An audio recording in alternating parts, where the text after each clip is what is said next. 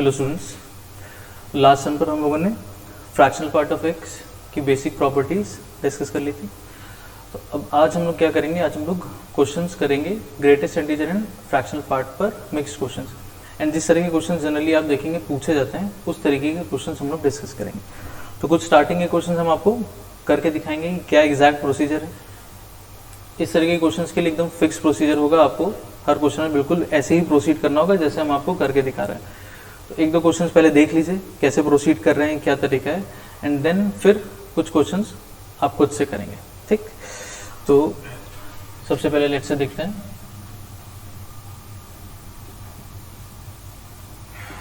हर case में हमको x find करना है। ठीक, हमको एक इक्वेशन गिवन है, हमको उसको सॉल्व करना है, हमको x फाइंड करना है। तो चलिए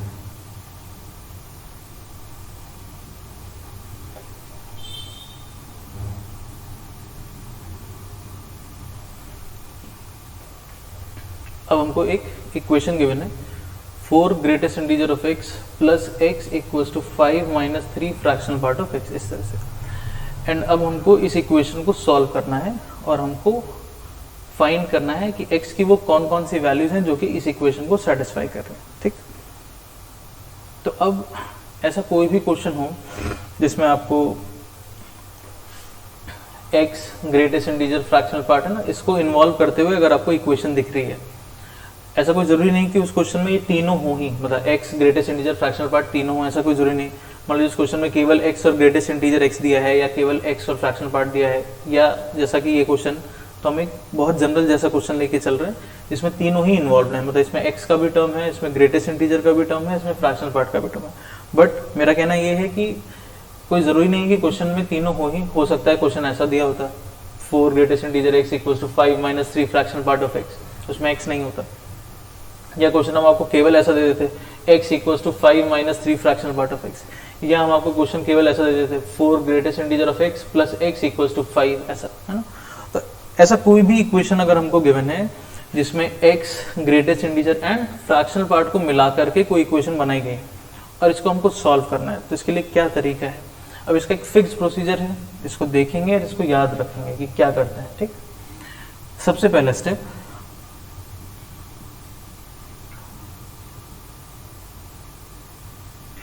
आपको x को लिख देना है greatest integer plus fractional part, है ना। अब ये चीज हम लोग समझते हैं कि हम लोग x को एक्सप्रेस करते थे i प्लस f फॉर्म में, जहां पे i इंटीजर था, f क्लोज 0 से ओपन 1 के बीच की वैल्यू थी। तो यहां पर जो i था यही इस x का ग्रेटेस्ट इंटीजर है, और ये जो f था यही इसका फ्रैक्शनल पार्ट है ना। ये तो हम लोगों ने डिस्कस किया हुआ है। कहने का मतलब हम लोग किसी भी x को लिख सकते हैं ग्रेटेस्ट इंटीजर प्लस उसका फ्रैक्शनल पार्ट, ये बात हम लोगों ने डिस्कस करी थी लास्ट लेक्चर में, है ना। तो जहां पे भी x का टर्म हमको दिख रहा है उसको हम पहले स्प्लिट कर दें, ऐसे लिख दें greatest integer plus fractional part. ठीक, इसके बाद क्या करते हैं, फ्रैक्शनल पार्ट के सारे टर्म्स एक तरफ कर लीजिए, बाकी सारे टर्म्स एक तरफ कर लीजिए। ठीक, तो 4 greatest integer plus greatest integer हो गया 5 टाइम्स ग्रेटेस्ट इंटीजर, ये 5 भी इधर ले आते हैं, माइनस 5 ये उधर ले जाते हैं, तो माइनस 3 एंड एक और, then minus 4 fractional part of x, ऐसा। ठीक, इसके बाद माइनस 4 से डिवाइड कर देते हैं, है ना। तो जब माइनस 4 से डिवाइड करेंगे तो ये ऐसा बन जाएगा, माइनस से डिवाइड करें ना तो ये प्लस हो जाएगा और ये माइनस आएगा, 5 minus 5 greatest integer x by 4 is equal to fractional part of x, ऐसे कर लीजिए। ठीक, एक बार हम फिर से यहां तक का प्रोसीजर आपको बता दे रहे हैं, क्या करना है आपको। पूरी इक्वेशन में जहां पर भी आपको x दिख रहा है, आपको क्या करना है, उस x को सबसे पहले लिख दीजिए greatest integer plus fractional part, ऐसे। फिर फ्रैक्शनल पार्ट के टर्म्स को एक तरफ कर लीजिए एंड बाकी सारे टर्म्स को एक तरफ कर लीजिए, मतलब आप फ्रैक्शनल पार्ट को इक्वल टू एक्सप्रेस कर लीजिए ऐसा कुछ ग्रेटेस्ट इंटीजर के फॉर्म में। ठीक, अब इसके बाद अब हमको पता है कि since fractional part of x का एक डिफाइंड इंटरवल है कि फ्रैक्शनल पार्ट कुछ भी होगा, fractional part always lies between closed 0 to open 1, है ना। तो हम हमेशा बोलते हैं कि फ्रैक्शनल पार्ट ऑफ x हमेशा क्लोज 0 से ओपन 1 के बीच में लाई करेगा। तो अब इस क्वेश्चन में फ्रैक्शनल पार्ट किसके बराबर आ रहा है, इसके बराबर आ रहा है। तो इसका मतलब हो गया कि अब ये जो भी क्वांटिटी है that is 5 minus 5 greatest integer of x divided by 4, ये क्लोज्ड 0 से ओपन 1 के बीच में लाई करना चाहिए, है ना। क्यों लाई करना चाहिए, क्योंकि ये जो क्वांटिटी है ये इस केस में फ्रैक्शनल पार्ट ऑफ x के बराबर है, और फ्रैक्शनल पार्ट ऑफ x यानी कि ये हो गया, और फ्रैक्शनल पार्ट ऑफ x पर क्या कंडीशन होती है, क्लोज 0 से ओपन 1। तो हमने कंडीशन लगाई। अब इसको सिंप्लीफाई करते हैं, 4 से मल्टीप्लाई कर लेते हैं पहले।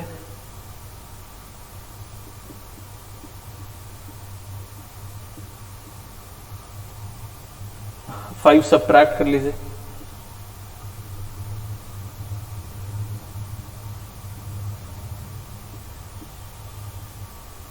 -5 से डिवाइड कर देते हैं। क्योंकि हम नेगेटिव क्वांटिटी से डिवाइड कर रहे हैं तो हम इनइक्वालिटी का साइन रिवर्स करेंगे। -5 से हमने डिवाइड किया है।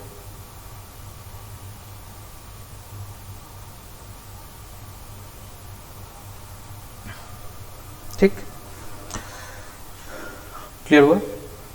तो अब इस केस में एक बार पहले इसको देख लीजिए, सिंपल है। हम लोगों ने पहले क्या किया, x को स्प्लिट कर दिया, मतलब पूरी इक्वेशन में कहीं x नहीं दिखना चाहिए, केवल ग्रेटेस्ट इंटीजर और फ्रैक्शनल पार्ट हमको दिखना चाहिए। उसके बाद फ्रैक्शनल पार्ट का टर्म एक तरफ, बाकी सारे टर्म्स एक तरफ। ठीक, फिर हमने फ्रैक्शनल पार्ट की कंडीशन लगा दी कि भाई अगर ये फ्रैक्शनल पार्ट के बराबर है तो ये क्लोज 0 से ओपन 1 के बीच में लाई करेगा। ठीक, अब क्लोज 0 से ओपन 1 के बीच में आ गया, तो अब इसको थोड़ा सिंप्लीफाई करके ग्रेटेस्ट इंटीजर का इंटरवल देख लिया। तो हमने 4 से मल्टीप्लाई किया, फिर 5 सब्ट्रैक्ट किया, फिर -5 से डिवाइड किया। सिंपल क्लियर होना चाहिए।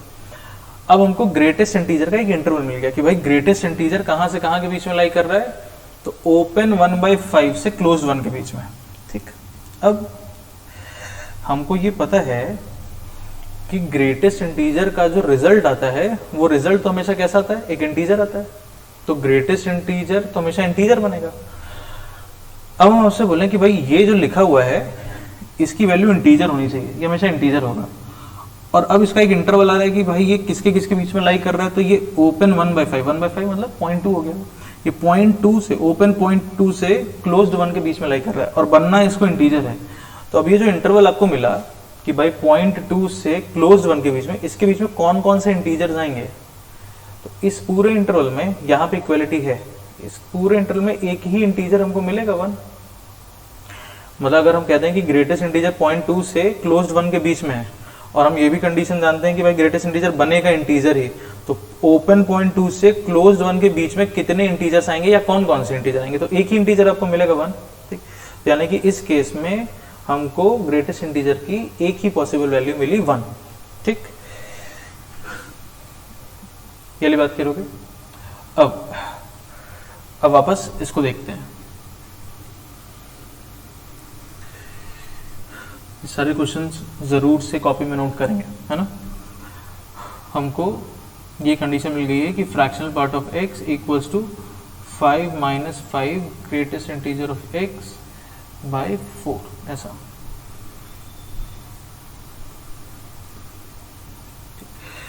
अब हमको ग्रेटेस्ट इंटीजर की वैल्यू मिली 1, तो अब हमको फ्रैक्शनल पार्ट और ग्रेटेस्ट इंटीजर में एक रिलेशन पता है, ये हम लोग ऑलरेडी फाइंड कर चुके हैं भाई, यहीं से तो वहां गए थे ना, ये हमको पता है। अब ग्रेटेस्ट इंटीजर की जो भी वैल्यूज आ रही, जैसे यहाँ तो एक ही वैल्यू मिली 1, मान लीजिए हमको 2-3 वैल्यूज मिलती, जो भी वैल्यूज मिलती उन सबको यहाँ पे वापस पुट करके उसका फ्रैक्शनल पार्ट फाइंड कर लीजिए। मतलब जब हम ग्रेटेस्ट इंटीजर को 1 लेंगे, ग्रेटेस्ट इंटीजर को 1 पुट कर लीजिए, तो इस केस में फ्रैक्शनल पार्ट कितना आ गया, 0 आ गया। ठीक, तो इस ग्रेटेस्ट इंटीजर की वैल्यू के लिए हम यहाँ पे केस बनाते हैं अगर, कि जब for greatest integer x equals to 1, इस केस में फ्रैक्शनल पार्ट हमको 0 मिला।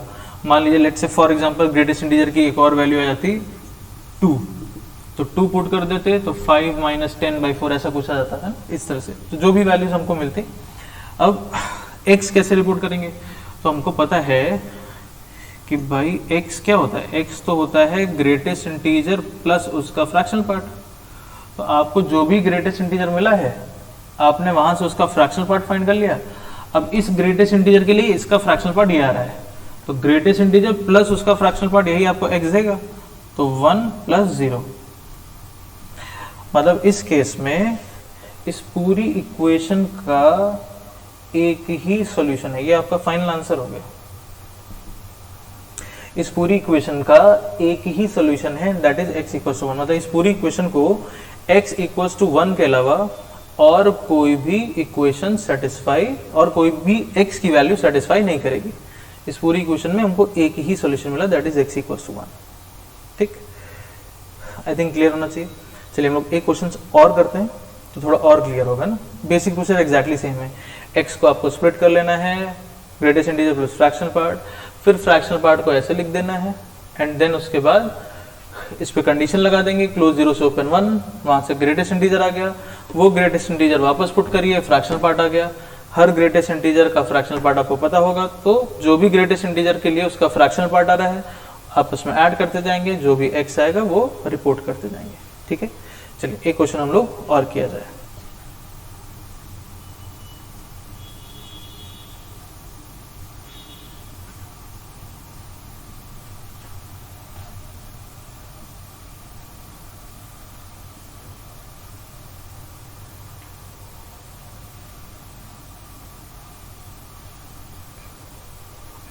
Three greatest integer x + 2 fractional part of x = x - 2। ठीक, चलिए इसको सॉल्व किया जाए। ठीक, ये हो गया क्वेश्चन नंबर 2। अगेन तो स्टेप बाय स्टेप, सबसे पहला स्टेप क्या है, सबसे पहला क्या काम आपको करना है, आपको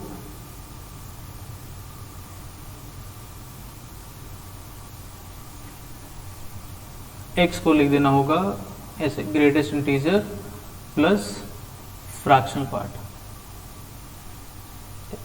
फिर अगला स्टेप, फ्रैक्शनल पार्ट के टर्म्स को एक साइड कलेक्ट करते हैं, बाकी सबको एक साइड, तो फ्रैक्शनल पार्ट का टर्म एक तरफ ले जाते हैं। ठीक, चलिए इसको थोड़ा सा चेंज करते हैं क्वेश्चन को, यहाँ पे 2 की जगह इसको चलिए 5 कर लेते हैं। ठीक, ठीक, चलिए तो अब फ्रैक्शनल पार्ट का टर्म एक तरफ कलेक्ट करते हैं, तो 5 fractional part of x minus, तो ये हो जाएगा 4 fractional part of x, greatest integer -3, तो -2 of greatest integer of x, है ना, और एक और -2। फिर हम 4 से डिवाइड करेंगे, तो 4 से डिवाइड करेंगे तो जाएगा -2 ग्रेटेस्ट इंटीजर x -2/4। इसको आप फर्दर सिंप्लीफाई कर सकते हैं, आप लिख सकते हैं fractional part of x = minus of greatest integer of x -1 whole divided by 2। ऐसा चेक कर लीजिए। सबसे पहले x को greatest integer plus fractional part ऐसे लिख दिया, फिर फ्रैक्शनल पार्ट के टर्म्स एक तरफ, बाकी सारे टर्म्स एक तरफ। ठीक, 4 से हमने डिवाइड कर दिया, फ्रैक्शनल पार्ट को हमने एक्सप्रेस कर लिया ग्रेटेस्ट इंटीजर के टर्म्स में, माइनस ग्रेटेस्ट इंटीजर x -1/2। अब इसके बाद अगला काम, फ्रैक्शनल पार्ट की कंडीशन क्या है, क्लोज 0 से ओपन 1, तो वो कंडीशन इस पे लगा देंगे। देयरफॉर डायरेक्टली लिख रहे हैं हम minus greatest integer of x -1/2, ये कहां से कहां के बीच में लाई करेगा, क्लोज 0 से ओपन 1 के बीच में। 2 से मल्टीप्लाई कर लेते हैं,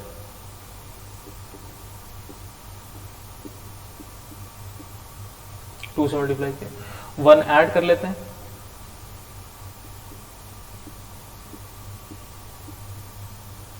ठीक, 1 ऐड कर लिया हमने थ्रू। अब -1 से डिवाइड कर दीजिए, है ना, ये माइनस भी हटाएंगे, तो -1 से डिवाइड, नेगेटिव से डिवाइड कर रहे हैं तो साइन चेंज करेंगे, हमने -1 से डिवाइड किया है।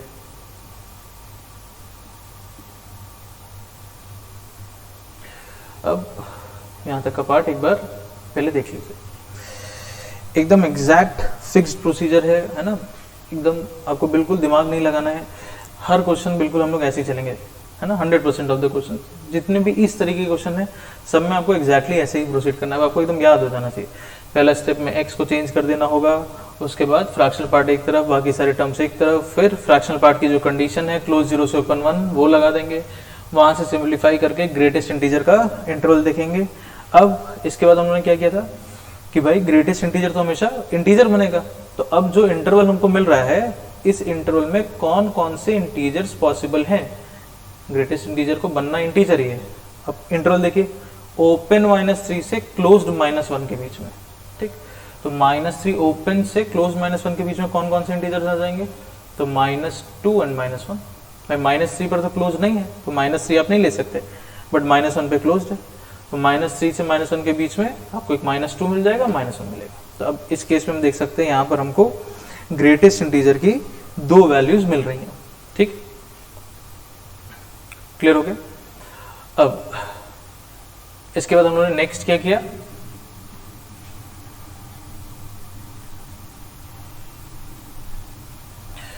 हमको रिलेशन मिला था fractional part of x equals to minus greatest integer of x -1/2, ठीक। अब इसके बाद केसेस, ग्रेटेस्ट इंटीजर की एक वैल्यू है -2, ग्रेटेस्ट इंटीजर की एक वैल्यू है -1, ठीक। तो जब आप -2 पुट करेंगे तो देखिए उसका फ्रैक्शनल पार्ट क्या बन रहा है, फिर एक बार -1 पुट कर लीजिए, देखिए फ्रैक्शनल पार्ट क्या बन रहा है। तो जब -2 पुट करेंगे यहाँ पे, तो माइनस ऑफ -2 +2 हो जाएगा, 2 - 1 1 1/2। तो इस केस में फ्रैक्शनल पार्ट की वैल्यू आ जाएगी 1/2, ठीक। इस केस में देखते हैं आपको जो भी आपका इंटरवल आया उसमें फिर ग्रेटेस्ट इंटीजर को, क्योंकि इंटीजर ही बनना है, तो उसमें जो भी इंटीजर्स आपको मिले, 2 मिले, 3 मिले, 10 मिले, जितने भी मिले, हर उस ग्रेटेस्ट इंटीजर को आपको यहाँ पे पुट करके हर ग्रेटेस्ट इंटीजर के करस्पॉन्डिंग उसका फ्रैक्शनल पार्ट आपको फाइंड करना होगा। तो जैसे हमने -2 पुट किया तो कुछ मिल गया, फिर हमने -1 पुट किया तो कुछ मिल गया, ऐसे और वैल्यूज होती तो वो भी पुट करते हैं, ठीक। -1 पुट करते हैं तो माइनस और -1 1 हो जाएगा, 1 - 1 0 0/2, मतलब इस केस में फ्रैक्शनल पार्ट आ गया 0, ठीक। अब ये आंसर नहीं हुआ, आंसर में तो हमको x रिपोर्ट करना है ना। तो x क्या होता है, x होता है greatest integer plus fractional part. तो एक x हमको यहाँ से मिलेगा, भाई जितने ग्रेटेस्ट इंटीजर x की वैल्यू आएगी सबके करस्पॉन्डिंग हमको एक फ्रैक्शनल पार्ट मिलता चला जाएगा, and greatest integer plus fractional part x होता है, तो एक x इसके लिए मिलेगा, एक x इसके लिए। तो जितने केसेस आपको वहां मिलेंगे उतने ही सोल्यूशन आपको मिल रहे होंगे, उतने ही x की वैल्यूज आपको मिल रही होंगी, -2 + 1/2, ठीक। दूसरा x क्या हो गया, -1 + 0, ठीक। हम भी कह सकते हैं कि x की कौन कौन सी वैल्यूज, तो ये हो गया आपका -3/2 है ना, -4 + 1 -3/2, और एक हो गया -1, ऐसे। अब मान लीजिए क्वेश्चन में आपसे पूछा जाता, हम इक्वेशन यही लिख देते और आपसे बोलते कि चलिए इसके नंबर ऑफ इंटीग्रल सॉल्यूशन बताइए, है ना, नंबर ऑफ इंटीग्रल सॉल्यूशन। तो इंटीग्रल सॉल्यूशन मतलब कितने सॉल्यूशन है जो कि इंटीजर आ रहे हैं, तो आपको पूरा सॉल्व कर लेना है ऐसे, है ना। अब अपना आंसर देखिए, अब देखिए इसमें कौन कौन से इंटीजर सॉल्यूशन मिल रहे हैं, तो एक ही इंटीजर सॉल्यूशन है इसमें -1, है ना। पूछा जाए इसके टोटल कितने सॉल्यूशन है, तो 2 सॉल्यूशन है, 2 सॉल्यूशन है। कितने इसमें इंटीग्रल सॉल्यूशन है, तो इंटीग्रल सॉल्यूशन इसका एक ही है, जो सॉल्यूशन आ रहा है उसमें इंटीजर वैल्यू तो एक ही मिल रही है ना, -1, तो इसका इंटीग्रल सॉल्यूशन एक है। पूछा जाए इसके नॉन इंटीग्रल सॉल्यूशन कितने हैं, तो इसमें नॉन इंटीग्रल सॉल्यूशन भी इसका एक ही आ रहा है, -3/2। पूछा जाए इसमें पॉजिटिव सॉल्यूशन कितने हैं, पूछा जाए इस क्वेश्चन में बताइए नंबर ऑफ पॉजिटिव सॉल्यूशन, तो सॉल्यूशन में देखिए क्या कोई पॉजिटिव वैल्यू आपको मिल रही है, नहीं, तो हम बोलेंगे इसके number of positive solution is 0, भाई इसका कोई पॉजिटिव सॉल्यूशन नहीं है ना, नंबर ऑफ पॉजिटिव सॉल्यूशन, है ना, इसका क्या कोई भी पॉजिटिव सॉल्यूशन आया, नहीं, तो इसके नंबर ऑफ पॉजिटिव सॉल्यूशन 0। पूछा जाए नंबर ऑफ नेगेटिव सॉल्यूशन बताइए, तो 2 सॉल्यूशन है यहाँ पे, दोनों ही नेगेटिव दिख रहे हैं, तो हम बोलेंगे देयर आर 2 नेगेटिव सॉल्यूशन, है ना। तो कहने का मतलब ये है कि इक्वेशन में फिर आपसे कुछ भी पूछा जाए कि भाई इसके पॉजिटिव सॉल्यूशन कितने हैं, नेगेटिव कितने हैं, इंटीग्रल कितने हैं, नॉन इंटीग्रल कितने हैं, बट पहले आपको सॉल्व करना होगा, है ना। सॉल्यूशन देख करके फिर आपसे जो पूछा जाएगा आप रिपोर्ट कर सकते हैं कि इसके 2 नेगेटिव सॉल्यूशन है, इसके कोई भी पॉजिटिव सॉल्यूशन नहीं है, इसका एक इंटीग्रल सॉल्यूशन है, इसका एक नॉन इंटीग्रल सॉल्यूशन है। तो सारी चीज बताने के लिए हमको सॉल्व करना होगा, हमको सॉल्यूशन देखना होगा। एक बार हमको सॉल्यूशन पता चल गया फिर हमसे कुछ भी पूछा जाए हम बता सकते हैं, है ना। तो बेसिक क्या है कि हमको सॉल्व करना आना चाहिए। क्लियर हुआ, ठीक। चलिए, तो अब इसके बाद जो नेक्स्ट क्वेश्चन अब हम लिखेंगे, 2 क्वेश्चन देख लिए मेरे ख्याल से क्लियर हो जाना चाहिए। बहुत सिंपल चीज है, ऐसा बहुत, है ना, इसमें कोई खास बहुत चीज नहीं है। एक बार आपको प्रोसीजर याद हो गया क्या करना है, आपको हर क्वेश्चन वैसे ही प्रोसीड कर देना, एकदम सिंपल, है ना। तो अब नेक्स्ट क्वेश्चन जो अब हम लिखेंगे तो वो अब आपको खुद से ट्राई करना होगा, ठीक है।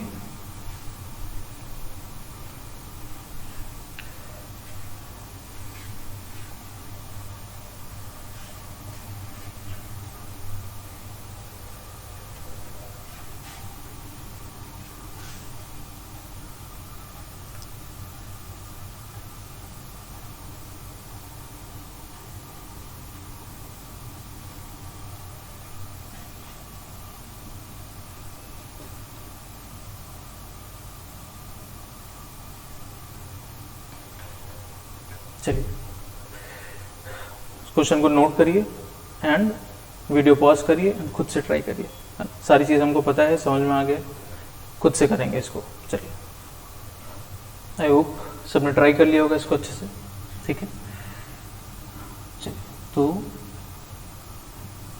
स्टेप बाय स्टेप प्रोसीड करते जाते हैं। फिक्स प्रोसीजर है, हमको पता है सबसे पहले x को हमको लिखना होगा greatest integer plus fractional part, फिर फ्रैक्शनल पार्ट के टर्म्स एक तरफ,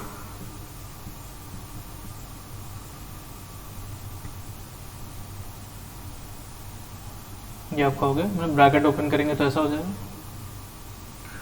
फ्रैक्शनल पार्ट के टर्म्स एक तरफ, तो 7 फ्रैक्शनल पार्ट माइनस 2 तो 5 फ्रैक्शनल पार्ट ऑफ x, ये उधर ले जाएंगे तो plus 3, 2 greatest integer minus greatest integer plus greatest integer, ऐसा। तो यहां से हमको फ्रैक्शनल पार्ट ऑफ x मिल गया 3 plus greatest integer of x by 5। अब इसके बाद नेक्स्ट स्टेप हम लोग क्या करते थे, फ्रैक्शनल पार्ट ऑफ x का इंटरवल क्लोज 0 से ओपन 1, 3 प्लस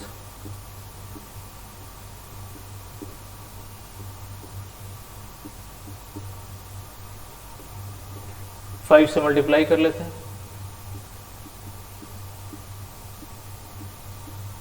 है ना, 3 सबट्रैक्ट करते हैं,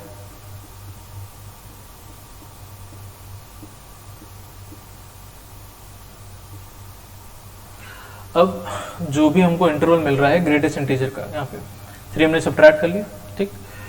अब जो भी इंटरवल मिल रहा है इस इंटरवल में कौन कौन से इंटीजर्स हैं वो देखे जाए, तो क्लोज्ड -3 से स्टार्ट करके ओपन 2 तक, तो -3, -2, -1, 0 एंड 1। 2 नहीं मिलेगा क्योंकि 2 पर इक्वालिटी नहीं है, 1 2 3 4 5, तो यहाँ पर अब हमको ग्रेटेस्ट इंटीजर के लिए 5 पॉसिबल वैल्यूज मिली हैं, यानी कि अब इस केस में हमको दिख रहा है कि इसके टोटल 5 सॉल्यूशन आने जा रहे हैं, है ना।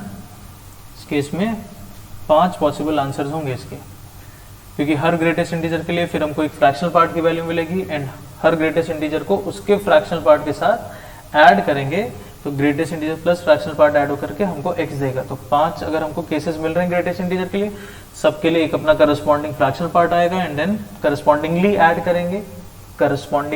करेंगे तो हमको उसके करस्पॉन्डिंग x मिलेगा। तो 5 सॉल्यूशन आएंगे इस केस में, ये हमको दिख रहा है, ठीक। तो फ्रैक्शनल पार्ट का क्या रिलेशन था, 3 plus greatest integer of x by 5। अब देखते हैं ग्रेटेस्ट इंटीजर कौन कौन सी केसेस हैं, -3, -2, -1, 0 एंड 1, ठीक। -3 पुट करते हैं, ग्रेटेस्ट इंटीजर को -3, तो 3 - 3 0 बाय 5, तो इस केस में फ्रैक्शनल पार्ट आ गया 0। -2, 3 - 2 1, है ना, 1 बाय 5, फिर -1, तो 3 - 1 2 बाय 5, 0 हो जाएगा तो 3 बाय 5, इस केस में फ्रैक्शनल पार्ट की वैल्यू आ गई 3 बाय 5,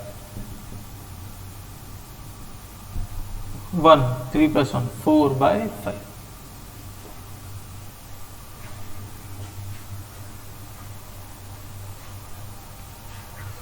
तो अब हमको जो भी ग्रेटेस्ट इंटीजर मिले हैं उसके करस्पॉन्डिंग फ्रैक्शनल पार्ट हमने फाइंड कर लिया। अब करस्पॉन्डिंग ऐड करके 5 सॉल्यूशन है, सबको रिपोर्ट किया जाए। तो x की कौन कौन सी वैल्यू, -3 + 0, -2 + 1 बाय 5, तो कितना हो जाएगा, है ना, -10 + 1 -9 बाय 5, देन -5 + 2 -3 बाय 5, देन इस केस में +3 बाय 5 एंड इसके बाद नीचे लिख देते हैं इसको 3 बाय 5, एक वैल्यू और मिलेगी 9 बाय 5। तो हमको टोटल 5 सॉल्यूशन मिले, ये हमारा आंसर हो गया, ठीक। -10 + 1 -9 बाय 5 -5 + 2 -3/5 +3/5 9/5 एंड -3, 5 सोल्यूशन है। अब इसमें पूछा जाता है कि बताइए इसके कितने इंटीग्रल सोल्यूशन है। तो कितने इंटीजर सोल्यूशन है देख लीजिए, एक ही इंटीजर सोल्यूशन है -3 है ना। कितने नॉन इंटीजर सोल्यूशन है, तो 4, 2 ये और 2 ये सारे नॉन इंटीजर है, 4 नॉन इंटीजर सोल्यूशन है। कितने पॉजिटिव सोल्यूशन है, तो 2, 3/5 9/5 2 पॉजिटिव सोल्यूशन है। कितने नेगेटिव सोल्यूशन है, 3, -3 है इस तरह से। तो कुछ भी पूछा जा सकता है, तो कैसे सॉल्व कर रहे हैं वो हमारे लिए इंपॉर्टेंट है। एक बार सॉल्व कर लेंगे तो फिर जो भी इससे रिलेटेड पूछा जाएगा वो आगे प्रोसीड कर सकते हैं, ठीक है। तो आई थिंक यहाँ तक की बात अभी हम लोग को क्लियर हो गई है कि इस तरीके की इक्वेशंस को हमको किस तरीके से प्रोसीड करना है, किस तरीके से सॉल्व करना है, ठीक है। अब इसके बाद एक इसी में थोड़ा सा डिफरेंट टाइप का क्वेश्चन देखते हैं। इस तरीके के क्वेश्चन सब लोग कर लेंगे, इसमें कोई प्रॉब्लम नहीं होनी चाहिए, फिक्स प्रोसीजर है एंड सिंपल है एकदम, है ना। अब इसी में let's say almost same question रखते हैं, क्वेश्चन में थोड़ा सा चेंज कर देते हैं, यहाँ पे माइनस लगा देते हैं। अब क्वेश्चन क्या, greatest integer of -x + 7 fractional part of x -3 = 2x, ऐसा। अब हमको मान लीजिए ऐसा क्वेश्चन सॉल्व करना है जिसमें हमको ग्रेटेस्ट इंटीजर में या लेट्स से अगर हमको फ्रैक्शनल पार्ट में -x दिखाई दे, है ना। अभी तक x में माइनस होगा उससे कोई प्रॉब्लम नहीं है, बट अगर हमको ग्रेटेस्ट इंटीजर में माइनस या फ्रैक्शन पार्ट के अंदर माइनस दिखता है, यहाँ पे जैसे -x है या यहाँ पे -x दिया हो, तो अब इस केस में हमको प्रोसीजर को थोड़ा सा चेंज करना होगा। क्यों जरूरत है चेंज करने की हमको वो भी समझ में आना चाहिए। तो अगर आपको याद हो तो हम लोगों ने जब प्रॉपर्टीज डिस्कस करी थी, तो ग्रेटेस्ट इंटीजर के अंदर अगर माइनस था या फ्रैक्शन पार्ट के अंदर माइनस था, तो आप उसको एक जैसा सिंप्लीफाई करके नहीं लिख पाते थे। वहाँ 2 केसेस बनते थे कि अगर x इंटीजर है तो आप इसको डायरेक्टली -x लिख सकते हैं, और अगर x इंटीजर नहीं था तो हम minus of greatest integer x -1 ऐसे करके लिखते थे। सेम वही चीज फ्रैक्शनल पार्ट की थी, अगर x इंटीजर है तो फ्रैक्शनल पार्ट तो डायरेक्टली 0 लिखते थे, और अगर x इंटीजर नहीं है तो फ्रैक्शनल पार्ट ऑफ -x को लिखते थे minus fractional part of x +1, है ना। तो कहने का मतलब ये है कि अब अगर हम इसको सिंप्लीफाई करना चाह रहे हैं तो हमारे पास 2 केसेस हैं, है ना। इनिशियली हमको 2 केसेस सोचने पड़ेंगे कि भाई x इंटीजर है तो हम इसको किसी और तरीके से लिख रहे होंगे, अगर x इंटीजर नहीं है तो हम इसको किसी और तरीके से लिखेंगे। तो अगर आप इसको अलग अलग तरीके से लिखेंगे तो फाइनली सॉल्व करने पे इक्वेशंस भी अलग अलग बनेंगे। तो हमको दोनों केसेस में अलग अलग सॉल्व करना होगा। एक बार अगर x इंटीजर है तो क्या होगा, अगर x इंटीजर नहीं है तो क्या होगा, ठीक है। चलिए तब इसको ऐसा एक क्वेश्चन या 2 क्वेश्चन अगेन हम सॉल्व करके दिखाएंगे एंड देन आप अगेन खुद से ट्राई करेंगे। चलिए तो case number 1, x belongs to integer. अगर x इंटीजर है तो अब प्रॉपर्टीज अब याद होनी चाहिए।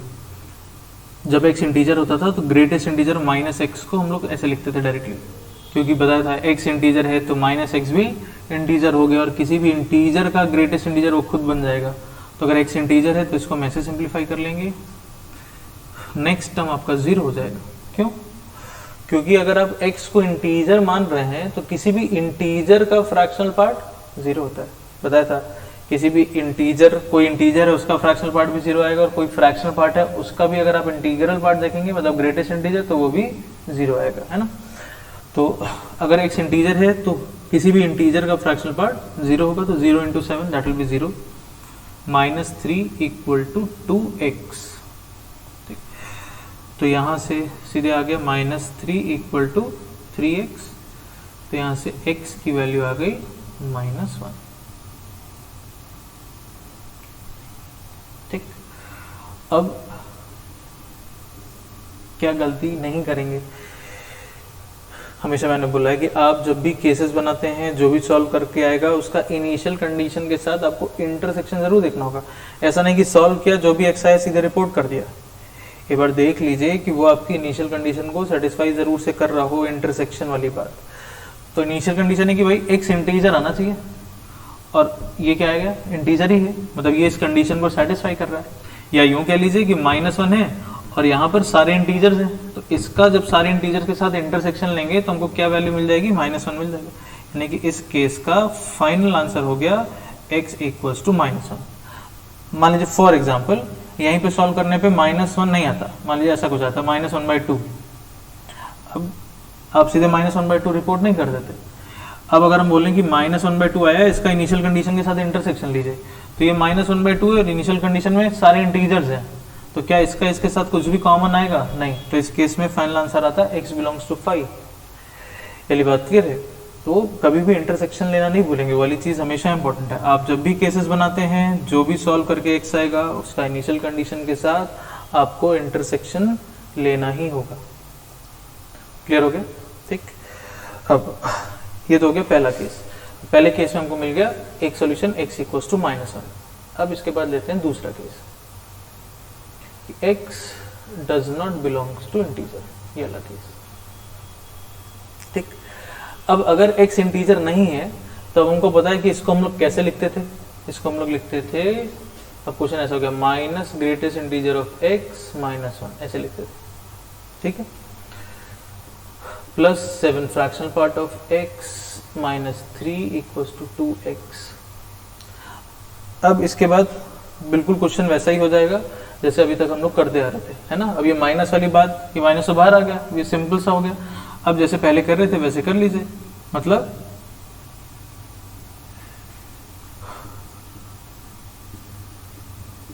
-3 -1 को एक साथ लिख देते हैं, -4, है ना। x को आप स्प्लिट कर लीजिए, greatest integer x plus fractional part of x, ऐसा, ठीक। उसके बाद ये हो गया minus greatest integer x -4 +7 fractional part of x = 2 greatest integer x +2 fractional part of x, ऐसा। और फ्रैक्शनल पार्ट वाले टर्म्स एक साइड कलेक्ट करते हैं, 7 फ्रैक्शनल पार्ट -2 तो हो गया 5 fractional part of x = 2, and ये हो जाएगा तो प्लस हो जाएगा, तो 3 greatest integer of x and ये हो जाएगा तो +4। फिर हम 5 से डिवाइड कर लेंगे, चलिए हम इसी स्टेप में लिख देते हैं।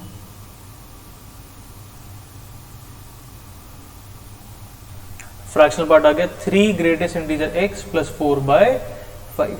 चेक कर लेते हैं एक बार वापस,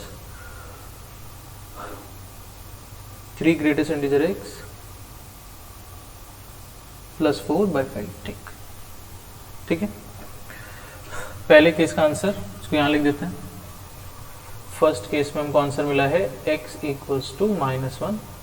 सेकेंड केस में देखते हैं क्या क्या हमको मिलता है, फिर अगेन जो भी फर्स्ट और सेकेंड केस में आएगा उसका ओवरऑल यूनियन करेंगे। जैसे केसेस वाली बात होती थी, जितने केसेस बनाएंगे, सॉल्व करेंगे, इंटरसेक्शन लेते जाएंगे, लास्ट में सारे केसेस का आप यूनियन करेंगे। चलिए, तो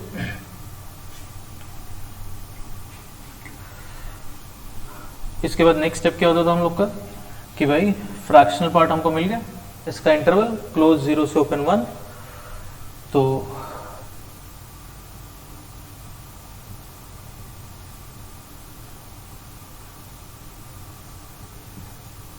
क्लोज 0 से ओपन 1 ये हो गए। 5 से मल्टीप्लाई कर दीजिए,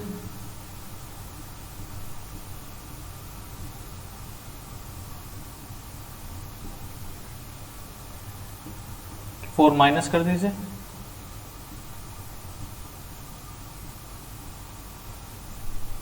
थ्री से डिवाइड कर दीजिए,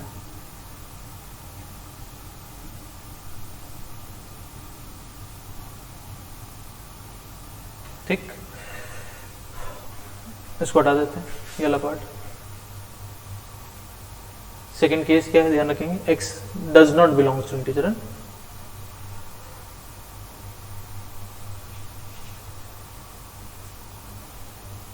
अब ग्रेटेस्ट इंटीजर का क्या इंटरवल आ रहा है, इसमें कौन कौन सी पॉसिबल वैल्यूज हमको मिलेंगी ग्रेटेस्ट इंटीजर की।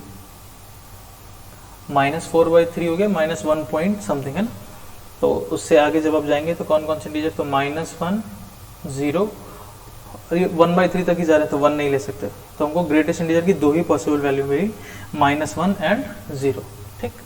अब क्या रिलेशन हमको मिला था इनिशियली कि भाई fractional part of x equals to 3 greatest integer x plus 4/5 ये आया था। अब हर ग्रेटेस्ट इंटीजर जैसे करते थे सेम वैसे पुट करिए, फ्रैक्शनल पार्ट फाइंड करिए, ग्रेटेस्ट इंटीजर फ्रैक्शनल पार्ट को ऐड करके x रिपोर्ट करिए। -1 0, इसमें फ्रैक्शनल पार्ट कितना आएगा देखा जाए, -1 -3 4 -3 0 4/5। ठीक, x देख लिया जाए, ग्रेटेस्ट इंटीजर फ्रैक्शनल पार्ट को ऐड कर दीजिए तो -5 + 1 -4/5 0 + 4/5। तो इस केस में हमको x की 2 वैल्यूज मिली, लेकिन अभी खत्म नहीं हुआ, यहीं पर इंटरसेक्शन हमको ऑब्जर्व करना होगा, तब हम कह पाएंगे कि यही हमारा फाइनल x है या नहीं। अब सेकंड केस जो उन्होंने बनाया था, जो हम लोग का सेकंड केस था, वो हम लोग क्या लेकर के चल रहे थे, हम लोग लेके चल रहे थे कि x does not belongs to integer.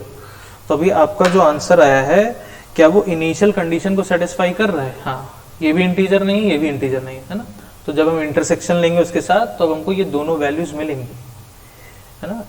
तो इंटरसेक्शन वाली बात क्लियर होनी चाहिए। इनिशियल कंडीशन है कि x इंटीजर नहीं होना चाहिए, तो ये भी इंटीजर नहीं, ये भी इंटीजर नहीं, तो दोनों इनिशियल कंडीशन को सेटिस्फाई कर रहे हैं, तो अब ये दोनों ही हम सॉल्यूशन में कंसिडर करेंगे। मतलब सेकंड केस का जो हमारा फाइनल आंसर आया वो आ गया x equals to -4/5 and x equals to +4/5। हमको 2 वैल्यूज मिली।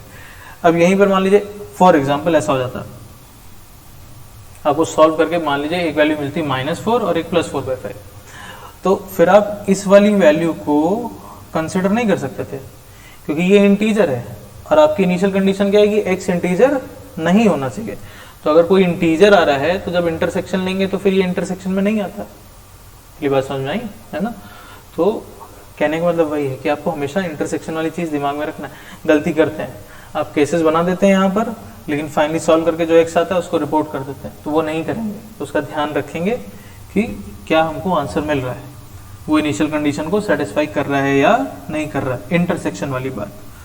तो -4/5 +4/5, एंड यहाँ पर ये दोनों ही वैल्यूज कंसिडर कर सकते हैं सॉल्यूशन में। तो ओवरऑल फाइनल आंसर जब हमको लिखना होगा, चलिए तो यहाँ लिख देते हैं।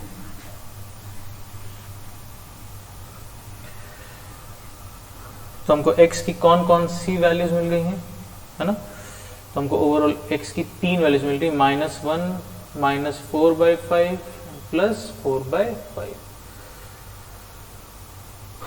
कितने इंटीग्रल सॉल्यूशन है? 1। कितने नॉन इंटीग्रल सॉल्यूशन? 2। कितने नेगेटिव सॉल्यूशन? 2। कितने positive solution? 1, and so on. इस तरह से फिर से एक बार प्रोसीजर रिपीट कर देते हैं। अगर आपको ग्रेटेस्ट इंटीजर या फ्रैक्शनल पार्ट में माइनस दिखता है तो आपको 2 केसेस बनाने होंगे। अगर x इंटीजर है तो क्या होगा? इंटीजर के केस में आप इसको -x लिख देंगे, फ्रैक्शनल पार्ट 0 हो जाएगा, सिंपली सॉल्व कर लीजिए। पहला वाला केस बहुत सिंपल है ना। सेकेंड वाले केस में हमको पता है इसको हमको कैसे लिखना होता है जब x इंटीजर नहीं होता है, minus greatest integer x -1, and फिर उसके बाद सॉल्व करने का प्रोसीजर बिल्कुल वैसा ही है जैसा कि हम लोग अभी तक बहुत सारे क्वेश्चंस में करते आ रहे हैं। क्लियर हो गया? चलिए तो हम लोग एक क्वेश्चन हम ऐसा अब और लिखेंगे एंड इसको अब आप लोग खुद से ट्राई करेंगे, ठीक है। चलिए तो ये वाला क्वेश्चन खुद से ट्राई करेंगे।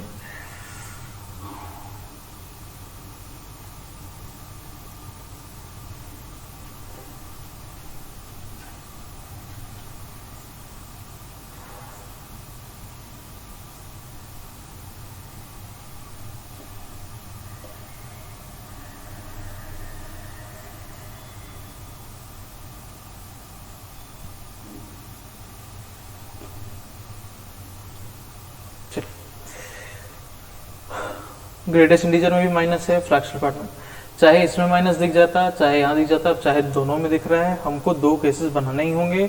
एक बार x इंटीजर है तो क्या होगा, एक बार x अगर इंटीजर नहीं है तो क्या होगा। ठीक, खुद से प्रोसीड करेंगे। चलिए इसको नोट करिए, पॉज करिए, ट्राई करिए। चलिए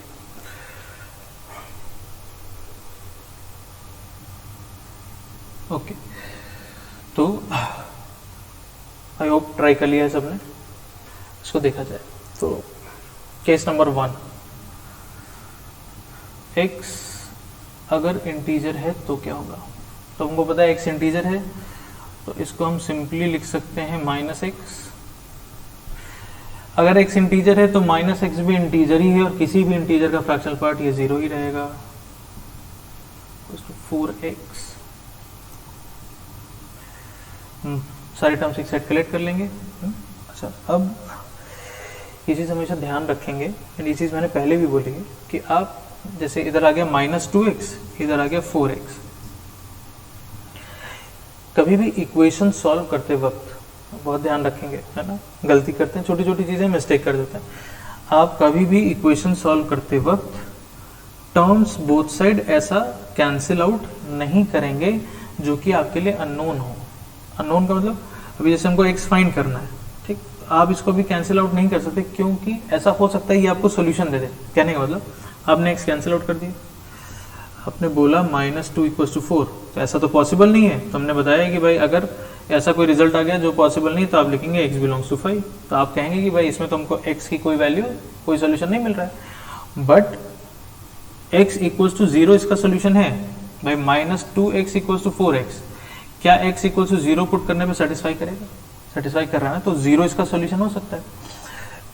बेसिक इसका लॉजिक क्या है कि जब हम बोथ साइड कैंसिल आउट करते हैं, कैंसिल आउट करने जैसा कोई मैथमेटिकल ऑपरेशन नहीं होता है। आप बेसिकली क्या करते हैं, बोथ साइड x से डिवाइड कर रहे होते हैं। जब हम बोलते हैं कि हमने both side term cancel out किया, तो ऐसा कैंसिल आउट करने जैसा कोई मैथमेटिकल ऑपरेशन नहीं होता है। मैथमेटिकल ऑपरेशन बेसिक वही, बोथ साइड हम कुछ ऐड करते हैं, सब्ट्रैक्ट, मल्टीप्लाई, डिवाइड, इसमें हम x से बोथ साइड डिवाइड कर रहे होते हैं। अब जैसे ही आप x से डिवाइड कर रहे हैं, तो हमको पता है कि आप 0 से डिवाइड नहीं कर सकते मैथ्स में, मल्टीप्लाई भी नहीं कर सकते। तो जैसे ही आपने डिवाइड किया, एक भले आपने लिखा चाहे नहीं लिखा, एक अजम्पशन इसमें इन्वॉल्व हो गया कि आपने मान लिया कि भाई x 0 नहीं है। क्योंकि आप अगर डिवाइड कर रहे हैं तो अंडर द कंडीशन आप ये मानते हुए ही कर रहे होंगे कि भाई x 0 नहीं है ना। तो x अगर 0 नहीं है तब हमको कुछ ऐसा केस मिला, बट x 0 भी तो हो सकता था ना।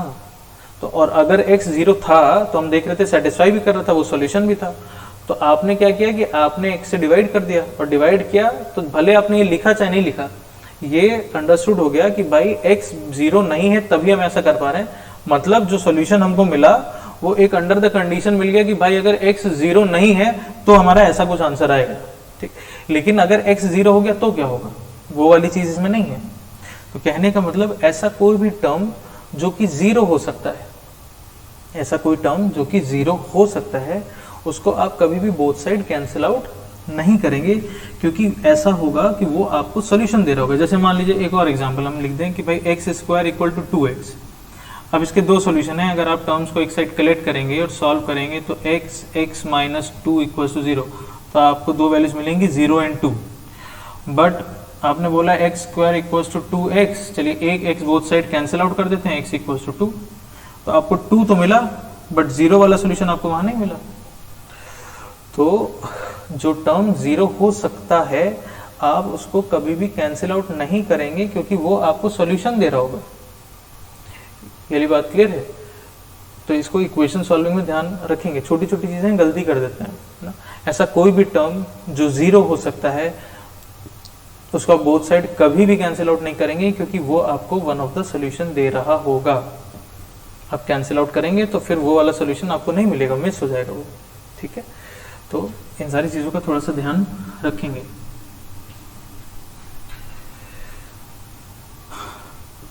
तो सारे टर्म्स एक साइड कलेक्ट कर लेते हैं, तो उधर जाएगा तो 6x = 0, 6x = 0 यानी कि x = 0, ये हो गया। अगेन इंटरसेक्शन हमको लेना है, तो 0 इंटीजर है, इनिशियल कंडीशन को सेटिस्फाई कर रहा है, तो ये हमको इंटरसेक्शन में मिलेगा। तो हम यहाँ पे लिख देते हैं फर्स्ट केस में हमको एक सोल्यूशन मिल गया x = 0, ये इंटरसेक्शन में आ जाएगा, ठीक। अब चलिए देखते हैं अगला पार्ट।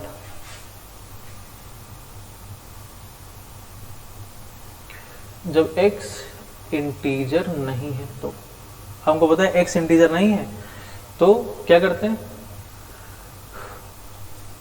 माइनस कैसे लिखते थे इसको, minus of greatest integer x -1। तो बहुत सारे लोग ये भी गलती कर देते हैं, ऐसे लिख देते हैं, गलत है ये -2 हो जाएगा, बाहर 2 मल्टीप्लाइड है ना, वही चीज की छोटी छोटी चीजें गलती नहीं करेंगे। इसको आप ऐसे समझिए कि आप इस पर प्रॉपर्टी लगाएंगे तो आप ग्रेटेस्ट इंटीजर -x को कहेंगे minus of greatest integer x -1, तो बाहर 2 मल्टीप्लाइड है ना पूरे में, तो -2 ग्रेटेस्ट इंटीजर x -2 बनेगा। सेम वही गलती यहाँ भी करते हैं, minus of fractional part of x +1, but +1 के साथ 3 मल्टीप्लाइड +3 बनेगा इसमें, है ना। तो स्टेप बाय स्टेप चलेंगे तो आपको और क्लियर होगा कि फ्रैक्शनल पार्ट ऑफ माइनस इसको लिखेंगे minus of fractional part of x +1 ऐसा इक्वल्स टू 4x। हमको पता है कि हमको x को क्या करना होता है, को लिखना होता है greatest integer plus fractional part ऐसे, ठीक है।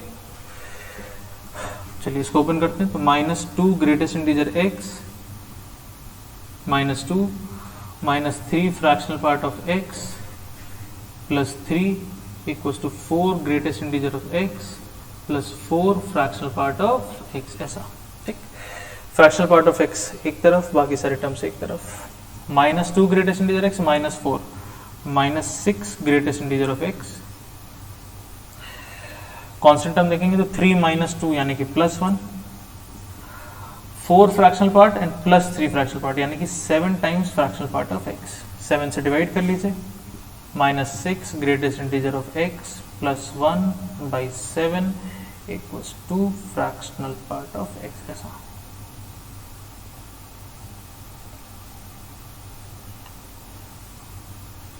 अब जैसे हम लोग सारे क्वेश्चंस में करते हैं, सेकंड पार्ट है ना, सेकंड पार्ट में जैसे पिछले क्वेश्चन में भी बता दिया कि एक बार आपने प्रॉपर्टी लगा दी, प्रॉपर्टी लगाने के बाद फिर ये वैसे ही क्वेश्चन बन गया जैसे हम लोग अभी तक करते आ रहे हैं। बस क्या है कि x इंटीजर नहीं होना चाहिए, वो कंडीशन लगी तो एक बार सॉल्व करके इनिशियल कंडीशन के साथ इंटरसेक्शन देख लेना। बाकी सॉल्विंग प्रोसीजर बिल्कुल वैसा हो गया जैसा कि हम लोगों ने स्टार्टिंग में जितने क्वेश्चन किए थे उनके जैसा ही है ना। अब इसके बाद प्रोसीजर में कोई डिफरेंस नहीं, बस केवल केस बनाने वाली बात हमको क्लियर होनी चाहिए कि इंटीजर के लिए क्या कर रहे हैं, नॉन इंटीजर के लिए पहला स्टेप कैसे लिख रहे हैं, फिर सॉल्विंग प्रोसीजर सेकंड स्टेप का बिल्कुल सेम है। तो अब हमको कंडीशन लगानी होगी फ्रैक्शनल पार्ट पर कि भाई जो भी फ्रैक्शनल पार्ट आया है ये लाई करेगा क्लोज्ड 0 से ओपन 1 के बीच। 7 से मल्टीप्लाई कर देते हैं,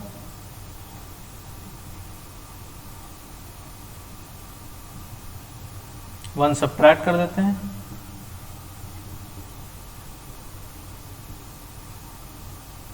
-6 से डिवाइड कर देते हैं, साइन रिवर्स, -6 से डिवाइड किया है,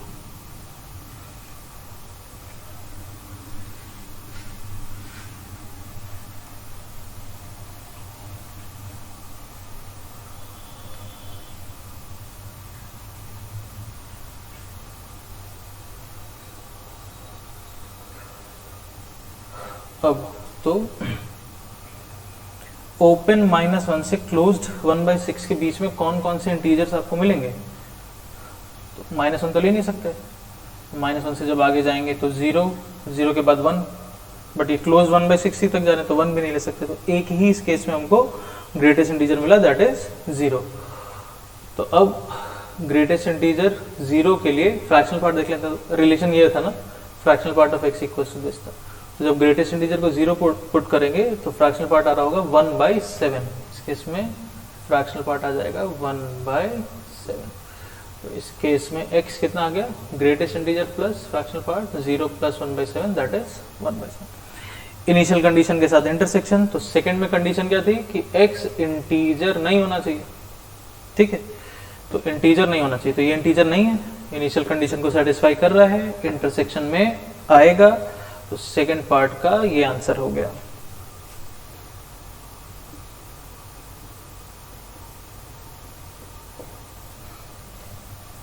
क्लियर हो गया। तो फाइनली हमको ओवरऑल अब फर्स्ट एंड सेकंड केस का यूनियन कर दीजिए, फाइनल आंसर लिखते हैं। x की कौन कौन सी वैल्यू, एक 0 और एक 1/7।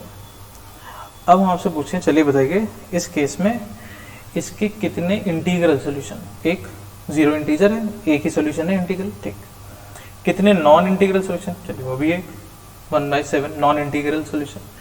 कितने पॉजिटिव सोल्यूशन, अब इसमें गलती करते हैं, कितने पॉजिटिव सोल्यूशन, एक। ये चीज बहुत पहले आपको बताई भी है, छोटी छोटी चीजें मैं फिर बोल रहा हूँ ना, उसी में गलती कर देते हैं। 0 is neither positive nor negative, ना तो इसको हम लोग पॉजिटिव नंबर में इंक्लूड करते हैं ना ही नेगेटिव नंबर।